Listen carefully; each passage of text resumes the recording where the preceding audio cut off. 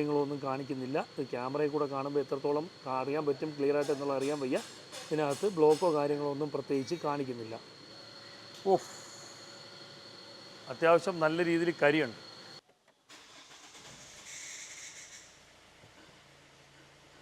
Hi, ഞാൻ സബിൻ സലീം, വാഹനപ്രേമികളുടെ സ്വന്തം ചാനലായ കേരള മെക്കാനിക്കിലേവർക്കും സ്വാഗതം.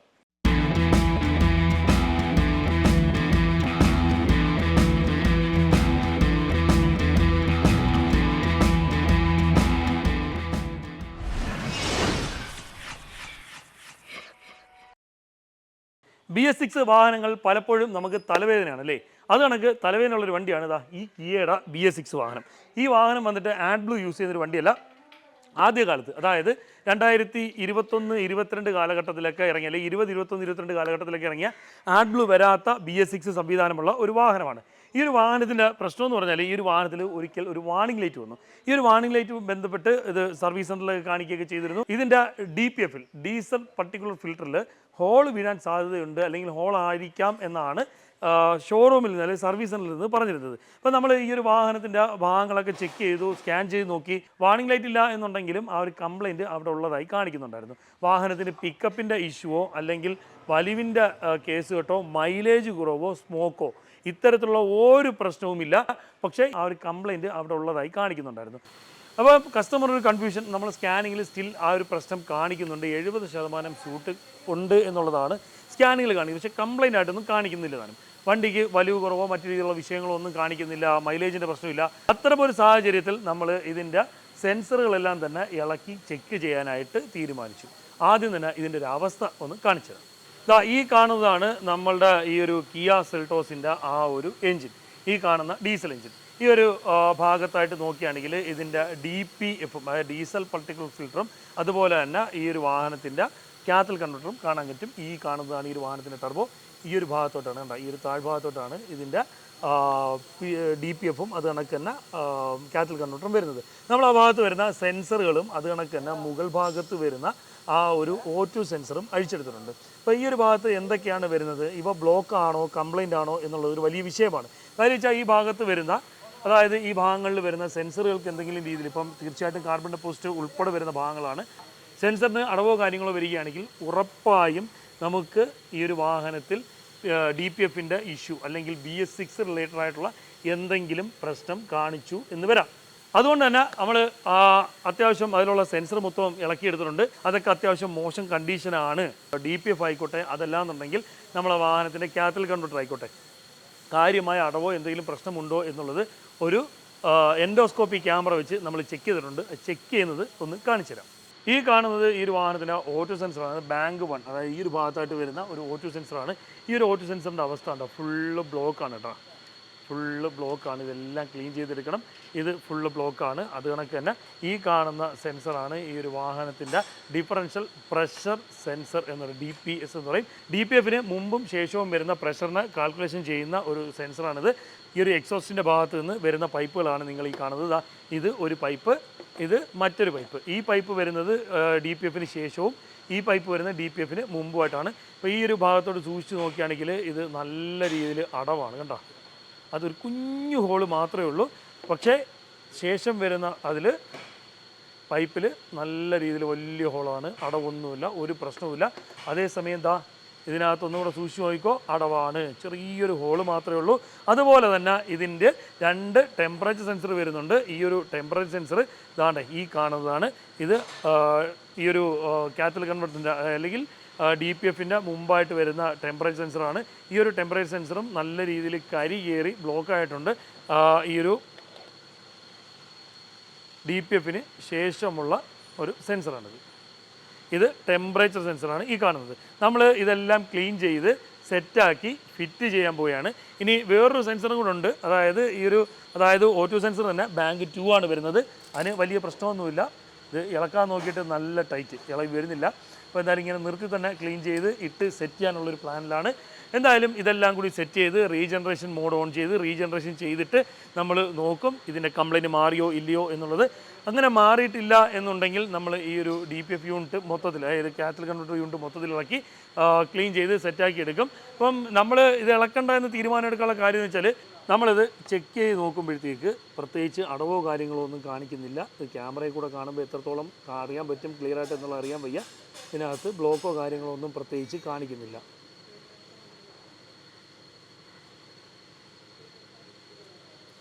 അപ്പോൾ അതുകൊണ്ട് തന്നെ നമ്മൾ അത് അഴിക്കണ്ട എന്നുള്ളൊരു തീരുമാനത്തിൽ വന്നു. ഇതെല്ലാം ക്ലീൻ ചെയ്ത് സെറ്റ് ചെയ്തതിന് ശേഷം മാത്രം അഴിച്ചാൽ മതി എന്നുള്ളൊരു തീരുമാനത്തിൽ എത്തിയിട്ടുണ്ട്. അപ്പം ത്രോട്ടിൽ ബോഡി ക്ലീനർ വെച്ചിട്ട് ഇതെല്ലാം നമ്മൾ വൃത്തിയായിട്ട് ക്ലീൻ ചെയ്യാൻ പോവുകയാണ്. ക്ലീൻ ചെയ്ത് സെറ്റ് ചെയ്ത് സ്റ്റാർട്ട് ചെയ്ത് നോക്കാം എങ്ങനെയാണ് കാണിക്കുന്നത് നോക്കാം. പ്രയോജനമില്ല എന്ന് തോന്നുകയാണെങ്കിൽ നമുക്ക് എല്ലാം ഇളക്കിയെടുക്കാം. ഓക്കെ, അപ്പോൾ നമുക്ക് ഈ ഒരു ഐറ്റംസ് എല്ലാം ഒന്ന് ജസ്റ്റ് ത്രോട്ടിൽ ബോഡി ക്ലീനർ വെച്ച് ഒന്ന് ക്ലീൻ ചെയ്യാം.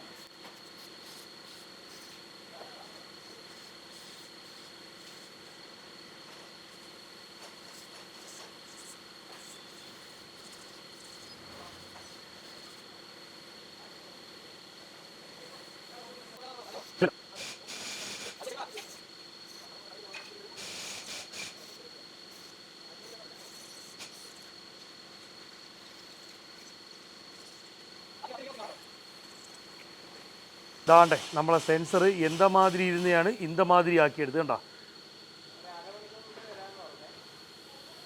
ഇനി അടുത്തത് ക്ലീൻ ചെയ്യേണ്ടുള്ളത് ഈ ഒരു പൈപ്പാണ് കണ്ടോ. ഈ ഒരു പൈപ്പ് ആദ്യമേ നമുക്ക് നനച്ച് വിട്ടേക്കാം. നല്ല അടവുണ്ട് കേട്ടോ.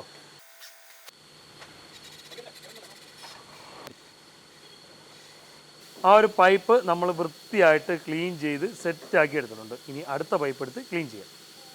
ഇത് DPFന് ശേഷമുള്ള പൈപ്പാണ്. ഇതിൽ അതിന് വേണ്ടി അടവോ കാര്യങ്ങളോ ഒന്നും തന്നെ ഇല്ല കേട്ടോ. ടെമ്പറേച്ചർ സെൻസർ, അടുത്ത ടെമ്പറേച്ചർ സെൻസർ. അപ്പോൾ നമ്മൾ ഈ ഒരു കീയുടെ രണ്ടാമത്തെ O2 സെൻസറും ഇളക്കി നല്ല രീതിയിൽ ക്ലീൻ ചെയ്തിട്ടുണ്ട്. അതിൽ വലിയ അഴുക്കോ പ്രശ്നങ്ങളോ കാര്യങ്ങളോ ഒന്നും ഇല്ലായിരുന്നു. എന്നാലും നമ്മൾ ഇളക്കി ക്ലീൻ ചെയ്തിട്ടുണ്ട്. അതുപോലെ തന്നെ നേരത്തെ കാണിച്ച കണക്ക് ആദ്യത്തെ ഫസ്റ്റ് O2 സെൻസർ ബാങ്ക് 1 കാണിക്കുന്നത് അത് ക്ലീൻ ചെയ്തിട്ടുണ്ട്. ഇനിയിപ്പം ഈ ഒരു താണ്ടെ ഈ DPS നമ്മളെടുത്ത് സെറ്റ് ചെയ്യാണ്. സ്പാൻഡർ ഇട്ട് മുറുക്കാം.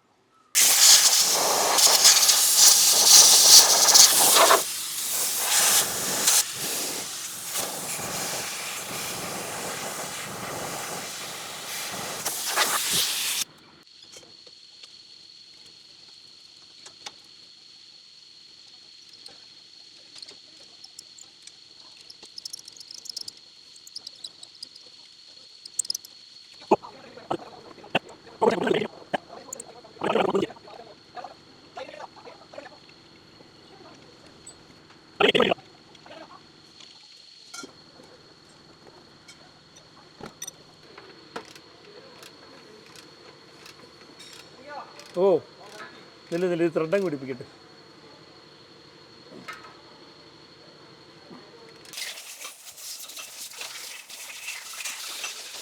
നമ്മളിപ്പോൾ നിലവിൽ എന്തൊക്കെയാണ് സെറ്റ് ചെയ്തതെന്ന് വെച്ചാൽ ഇതിൻ്റെ ബാങ്ക് 2, അതായത് താഴെ കാത്തൽ കൺവെർട്ടർ ഇല്ലാത്തതിന് ശേഷം വരുന്ന ആ ഒരു O2 സെൻസർ സെറ്റ് ചെയ്തിട്ടുണ്ട്. DPFന് ശേഷം വരുന്ന ടെമ്പറേച്ചർ സെൻസർ സെറ്റ് ചെയ്തിട്ടുണ്ട്.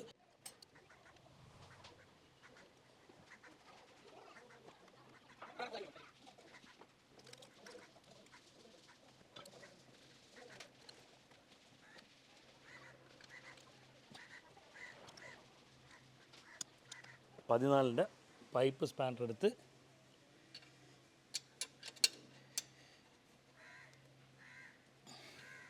ഒടിഞ്ഞു പോകാത്ത രീതിയിൽ മുറുക്കുക.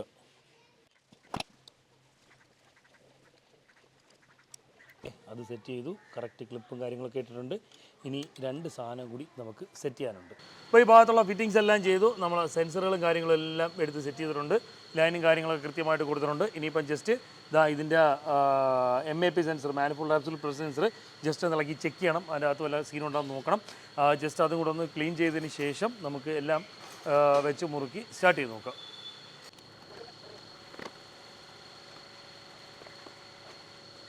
ഓഫ്, അത്യാവശ്യം നല്ല രീതിയിൽ കരിയുണ്ട്. അപ്പോൾ എന്തായാലും ഈ വണ്ടിയുടെ EGR, ഇൻ്റർകൂളർ, മാപ്പ് സെൻസർ, എയർഫ്ലോ സെൻസർ എന്നിവ ക്ലീൻ ചെയ്യേണ്ടി വരും. കസ്റ്റമറിനെ നമുക്ക് അറിയിക്കണം ഈ ഒരു കേസ് കെട്ട് ഇങ്ങനൊരു വിഷയമുണ്ട് എന്നുള്ളത്. എന്തായാലും ഒന്ന് സ്റ്റാർട്ട് ചെയ്ത് അതിൻ്റെ ഒരു കേസ് കെട്ട്, അതായത് ആ വാണിങ് പിന്നെ പോകുന്നുണ്ടോ എന്താണെന്ന് നോക്കണം. ചിലപ്പം സ്യൂട്ട് കൂടുതൽ ഉണ്ടായിട്ടുണ്ടായിരിക്കാം, അതുകൊണ്ടായിരിക്കാം ഇതിൻ്റെ O2 sensor, first bank one O2 സെൻസറും അത് കണക്ക് തന്നെ അനുബന്ധമായിട്ടുള്ള ആ ഒരു പ്രഷർ സെൻസറിൻ്റെ തൊട്ട് വരുന്ന പൈപ്പ് ബ്ലോക്ക് ആയത്.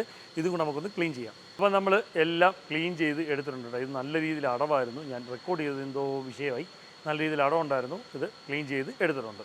അത്തരത്തിലൊരു വിഷയം വരുമ്പോൾ, അതായത് ഈ ജനറൽ കൂളർ, മാപ്സൺ സേഫ്ലോ സെൻസർ പോലുള്ള ഭാഗങ്ങൾക്കൊക്കെ അടവോ അല്ലെങ്കിൽ അത്തരം ഭാഗങ്ങൾക്ക് വിഷയം വരുമ്പോഴത്തേക്ക് കൂടുതൽ കരി ഉണ്ടാവാനും അത് വന്നിട്ട് ഈ ഒരു സൈലൻസർ നമ്മളെ DPFൻ്റെയും മറ്റു ഭാഗങ്ങൾക്കായിട്ട് അടിയാനും ഉള്ള സാധ്യത വളരെയധികം കൂടുതലാണ്. സാധ്യത കൂടുതലല്ല, അടിയും എന്നുള്ളത് ഉറപ്പാണ്. ഏകദേശം നമ്മളുടെ ഫിറ്റിങ്സും കാര്യങ്ങളൊക്കെ ഇതിൽ ഓൾമോസ്റ്റ് കഴിഞ്ഞിട്ടുണ്ട്. ഇനി അടിയിൽ കുറച്ച് പണിയുണ്ട്, അതിൻ്റെ ഗാർഡും കാര്യങ്ങളും വെക്കുന്നത്. അതിനുമുമ്പ് ഇവനെ ബാറ്ററി ലൈൻ കൊടുത്ത് സ്കാൻ ചെയ്ത് സ്റ്റാർട്ട് ചെയ്ത് ഒന്ന് റീജനറേഷൻ ചെയ്യണം. അപ്പോൾ നമ്മൾ ഉപയോഗിക്കുന്നത് ScanPlus-X V5 എന്ന് പറയുന്ന ലോഞ്ചിൻ്റെ ടൂളാണ്.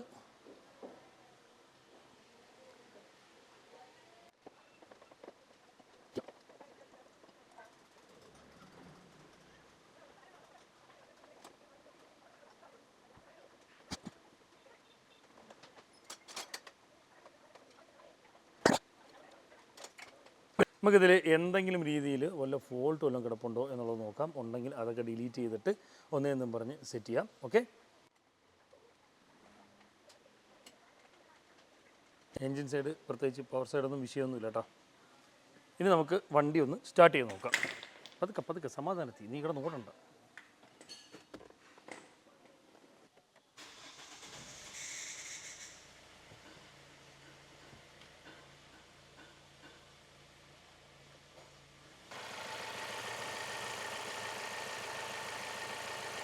അപ്പോൾ നമ്മൾ ഇനിയുള്ള പരിപാടി മൊത്തം നമ്മൾ ScanPlus-X V5 കൊണ്ടുള്ള പരിപാടികളാണ്. മൊത്തം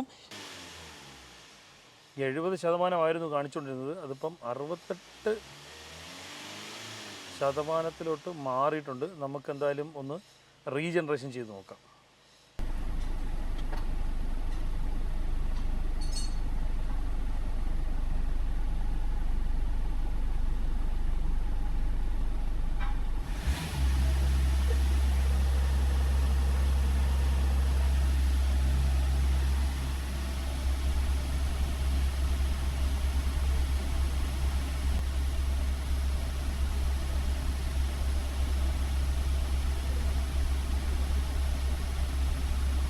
അപ്പോൾ നമ്മളെ വണ്ടിയുടെ വർക്കെല്ലാം കഴിഞ്ഞു. ഇതിൻ്റെ ഇടയിൽ കുറച്ച് ആവശ്യങ്ങൾ, ഇപ്പം ഫാദറിൻ്റെ മരണവുമായി ബന്ധപ്പെട്ട് 40 കുറച്ച് ചടങ്ങിൻ്റെ സാധനമൊക്കെ എടുക്കാൻ പോയിരുന്നതുകൊണ്ട് ബാക്കി എടുക്കാൻ പറ്റിയിട്ടുള്ള വീഡിയോ, വണ്ടിയുടെ വർക്കും കാര്യങ്ങളൊക്കെ കംപ്ലീറ്റ് ചെയ്തിട്ടുണ്ട്. 68 നമ്മൾ പണിയെല്ലാം കഴിഞ്ഞ് ചെക്ക് ചെയ്തപ്പോൾ സൂട്ട് വന്നിരുന്നത്. അത് നമ്മൾ റീജനറേഷനും കാര്യങ്ങളും കഴിഞ്ഞ് 0 ആക്കിയിട്ടുണ്ട്, കൃത്യമായിട്ട് 0 ആക്കിയിട്ടുണ്ട്. വണ്ടി എടുക്കാനായിട്ട് കസ്റ്റമർ വന്നിട്ടുണ്ട്. അതാണ്ടേ നമ്മളെ വണ്ടിയുടെ വർക്കും കാര്യങ്ങളെല്ലാം കഴിഞ്ഞിടക്കുകയാണ്. സകല ഫിറ്റിങ്സും കാര്യങ്ങളും എല്ലാം കഴിഞ്ഞ് നല്ല കുട്ടപ്പനായിട്ട് കിടക്കുകയാണ്. വണ്ടി ടെസ്റ്റ് ഡ്രൈവ് ചെയ്തിട്ടുണ്ട്, വണ്ടി പക്കാണ്. ഇനിയിപ്പം കുറച്ച് കൂളൻ്റ് ലെവൽ ബറാബറാണ്, നല്ലൊരു പൊടിക്ക് ലെവൽ അപ്പ് ചെയ്യാനുണ്ട്. ഇനിയിപ്പം ഈ ഒരു കവറും കൂടെ വെച്ചാൽ നമുക്ക് വണ്ടി കൊടുത്തു വിടാം. BS6 AdBlue വരാത്ത ടൈപ്പിനൊക്കെ വരുന്ന പൊതുവേ വരുന്നൊരു കേസ് കെട്ടാണ് ഈ കണക്കിന് വരുന്ന. വണ്ടി പെട്ടെന്ന് ലിമ്പ് മൂടി പോവുക, DPF പെട്ടെന്ന് ബ്ലോക്ക് ആവുക, അങ്ങനെയുള്ള കേസ് കെട്ടുകൾ. പ്രധാനമായിട്ടും ഓട്ടം വളരെയധികം കുറവുള്ള ആൾക്കാർ ഒരു കാരണവശാലും ഡീസൽ വാഹനങ്ങൾ എടുക്കരുത്, പ്രത്യേകിച്ച് BS6 വാഹനങ്ങൾ. കാരണം എന്ന് വെച്ചാൽ ഒരു 670 അല്ലെങ്കിൽ 700 ഡിഗ്രി സെൽഷ്യസ് എങ്കിലും DPF ചൂടാവാതെ അല്ലെങ്കിൽ കാത്തൽ കൺവെർട്ടറൊക്കെ ചൂടാവാതെ ഈ ഒരു സൂട്ട് കത്തിപ്പോകില്ല എന്നുള്ളൊരു കാരണത്താലാണ്. അത് കണക്ക് തന്നെ BS6 വാഹനങ്ങൾ ഉപയോഗിക്കുന്നവർ ആഴ്ചയിലൊരിക്കൽ അല്ലെങ്കിൽ 2 ആഴ്ചയിലൊരിക്കെങ്കിലും ഒരു തേർഡ് ഗിയറിൽ നല്ല റോട്ടിൽ കൂടെ ഒരു 3-4 കിലോമീറ്റർ, അത്യാവശ്യം ഒരു 60 km/h അല്ലെങ്കിൽ 70 km/h എന്ന രീതിയിൽ ഒന്ന് ഓടിക്കുക. ഇത്തരത്തിൽ വാഹനം ഓടിക്കണം. കാരണം എന്ന് വെച്ചാൽ അങ്ങനെ ഓടിക്കുമ്പോഴത്തേക്ക് നല്ല രീതിയിൽ കാത്തൽ കൺട്രോളും മറ്റുമൊക്കെ ചൂടായിട്ട് ഉള്ള സൂട്ടും കാര്യങ്ങളൊക്കെ കത്തിപ്പോവും. അത് കണക്ക് തന്നെ EGR ഇൻ്റർകൂളർ, മാപ്സൺ സേഫ്ലോ സെൻസർ പോലുള്ള ഭാഗങ്ങൾ നിർബന്ധമായും ക്ലീൻ ചെയ്യണം. മറ്റൊന്നും കൊണ്ടല്ല, അത് ക്ലീൻ ചെയ്തിട്ടില്ല എന്നുണ്ടെങ്കിൽ കരി കൂടുതലായിട്ട് എക്സോസ്റ്റ് ഗ്യാസിലുണ്ടാവാനും ആ ഒരു കരി നേരെ വന്ന് നമ്മളെ ഈ ഒരു കാത്തൽ കൺവെർട്ടറിലും DPF-ലും ഒക്കെ ബ്ലോക്ക് ആവാനുള്ള സാധ്യത വളരെയധികം കൂടുതലാണ്. നിർബന്ധമായും നിങ്ങൾ ക്ലീൻ ചെയ്തിരിക്കണം. കാരണം എന്ന് വെച്ചാൽ ക്ലീൻ ചെയ്തില്ല എന്നുണ്ടെങ്കിൽ ഉറപ്പായിട്ടും നിങ്ങൾക്ക് പണി കിട്ടും എന്നുള്ളത് ഉറപ്പുള്ളൊരു കാര്യമാണ്.